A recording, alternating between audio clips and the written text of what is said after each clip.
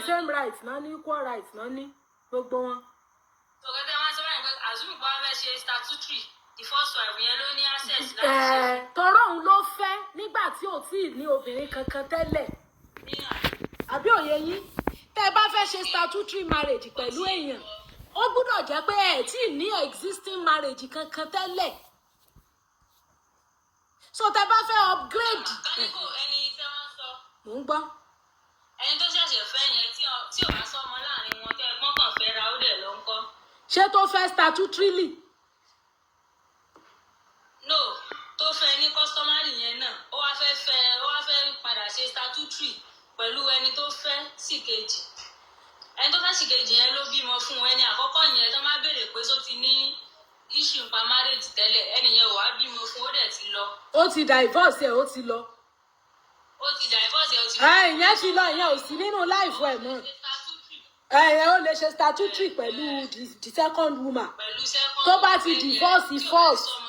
Ọmọ mi o even tó bá ṣe statutory marriage tó ò bímọ they are still husband and wife o. Ọmọ kò invalidate marriage o.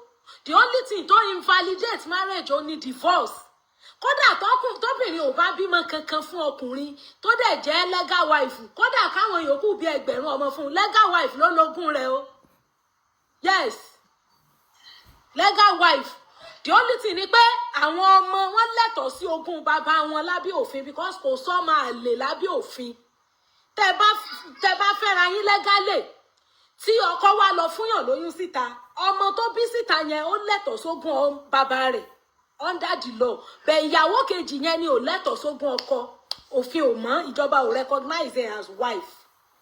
Bẹ́ẹ̀ lábẹ́ àṣà traditional wọ́n lè mọ̀ pé ìyàwó ni bóyá at the family level tán bá fẹ́ ní ṣùlọ́kà bẹ́ẹ̀ pé bímọ kò sí ní tó kàn fi kan pọ́n bímọ o as long as they are not divorced. Ní kókó báyìí èwo gẹ́gẹ́ ló wà legal náà marriage tẹ́ sọ yìí. Tó legal kò sí ètí ọ̀ legal bẹ́ẹ̀ statutory marriage is legal customary marriage náà legal like ìjọba recognize yẹ but òfin tó rọ̀ mọ́ each marriage yàtọ̀. Tẹ́ ẹ bá ṣe statutory marriage pẹ̀lú ọkọ ẹ lẹ́tọ̀ọ́ sí property rẹ̀ gẹ́gẹ́ bí ìyàwó. Bẹ́ẹ̀ tó bá jẹ́ customary marriage lẹ ṣe ẹ lẹ́tọ̀ọ́ sí property ẹ̀ ọmọ tẹ́ ẹ bí fún ló lẹ́tọ̀ọ́ sógún bàbá rẹ̀.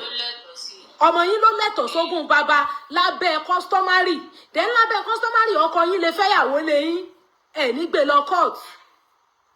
lọ court customary marriage ó fàyè gba polygamy ó lè fẹ́yàwó ẹ̀ lè report ẹ̀ kó ṣàdọ̀tírì. Ó lè fẹ́ ẹni tẹ́ ó yàn lálẹ́ nǹkan lẹ́yìn kò sẹ́jọ́ torí customary marriage ni. Bẹ́ẹ̀ tó bá ti jẹ́ pé statutory ni tẹ́ lọ tọwọ́ bọ̀wé pé ìwọ èmi nìkan ìwọ nìkan àtèmi nìkan tẹ́ bá rí pẹ̀lú ẹlòmíì ẹlẹ́tọ̀ọ́ láti sú rẹ̀ kẹ̀dẹ̀ táàgì ẹnìkejì yẹn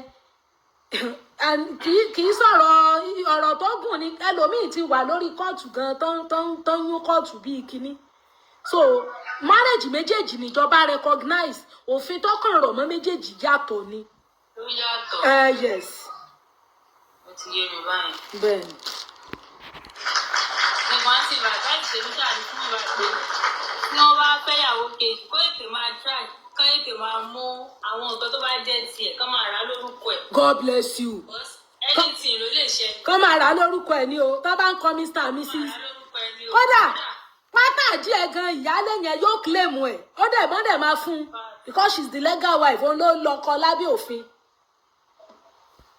Yes, tẹ́ bá ti lọ fẹ́yàn statutory lè tẹ́ ti lọ tọwọ́ bọ̀wé ní kóòtù ọkùnrin yẹn ti kó handcuff bọ́ lọ́wọ́ tẹ́ bá ń fìyà jẹ torí ẹ̀ rí i pé most àwọn Christian wives wọ́n máa ń burú mọ́kọ because àwọn Christian wọn sábà ń fẹ́yàwó púpọ̀ then àwọn ìyàwó wọn máa ń burú tó wọ́n ti mọ̀ pé àwọn ti káàmpù ẹ̀ kò lè lọ fẹ́yàwó mi kò lè gbégbèsè síwájú kò lè gbégbèsè sẹ́yìn iná ṣe máa ń fìyà jọkọ yẹn because kò ọkùnrin ò lè kò sí nǹkan kan tó lè ṣe ní tí máa ń ṣẹlẹ̀ nìyẹn so méjèèjì tẹ́ bá sọ fún ìjọba pé lágbájá báyìí lọkọ yín wọ́n á ní irú marriage wo lẹ ṣe tẹ́ bá ní traditional marriage ó lọ tẹ́ bá dẹ̀ ní statutory ó lọ marriage ní gbogbo ẹ̀ òfin tó kàn dé ló yàtọ̀ ṣóyè yín.